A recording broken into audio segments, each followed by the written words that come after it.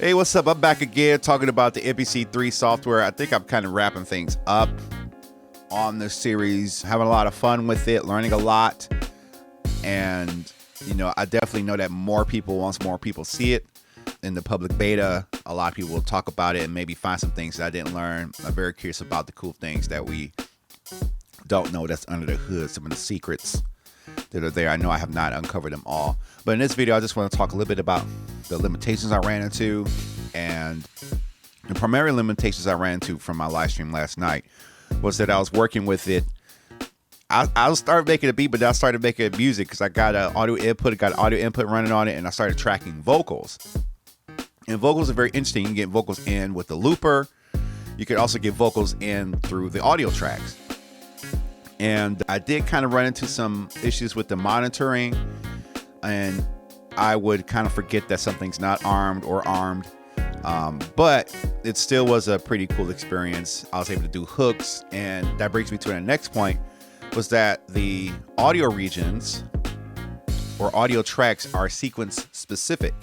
So if you were to duplicate a sequence with audio tracks, those audio tracks do go to the next sequence, in which you can then re-record more audio on that, or you can mute the audio region in the arranger view.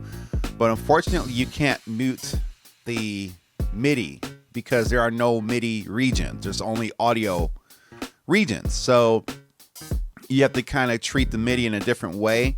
But I think a global way of treating audio and MIDI will definitely streamline workflow. Just like how I can delete a MIDI or audio region like in a DAW, I would like to see that functionality on the standalone unit. It's just an intuitive workflow. And let me see what I think. I talked about 8 audio tracks. I've talked about MIDI regions, stuff like that. Also, just like how you could do in the previous build, you can then record audio with effects to tape.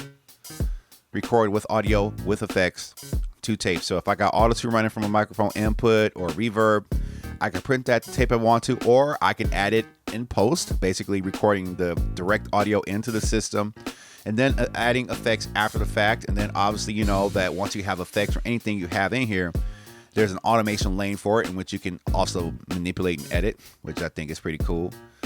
And when you're dealing with a lot of audio tracks between a lot of different sequences, it's important to label your audio tracks because you will get lost because everything will say audio, audio, audio, audio, audio, audio. I think that would change or be a little bit different if I did labeling properly and labeled the tracks before recording the audio. But again, it was a spur of the moment, creating, you know, unrehearsed, unwarmed up vocals, no lyrics written, and I just made a song anyway, which was fun. And by the end of it, it's like, wow, I actually could take this to my system and record a real song with it. Another thing that I ran into was track mutes. So I'll try and describe this the best way I can. So in the previous build, current active build, track mutes are sequence specific. So if I have a kick drum and hi-hat muted on sequence 1, if I copy that same sequence onto sequence 2 and I unmute track 1 and track 2, I can then see that the track is unmuted on sequence 2, and I can go back and forth and see those mutes coincide per sequence. So sequence 1, track 1 and track 2 muted. Sequence 2, track 1, track 2 unmuted. I should be able to go in between the two and see it and hear those changes and see those changes in real time. At this current build, that has not been implemented yet, but I believe they'll probably bring that back. You know, it's a no-brainer to have that. That was such a cool thing that really made me fall in love with sequencing on the MPC, was that, okay, that's cool. And I know that comes from a very old school hardware thing, but it was good. All right. So track mutes, things of that nature are also good. I'm trying to think what else is going on. I think that's about it. So I know this is a short video, but those are some of the limitations and some of the things I like about this platform. Let me know what you like or what you think or what they should do.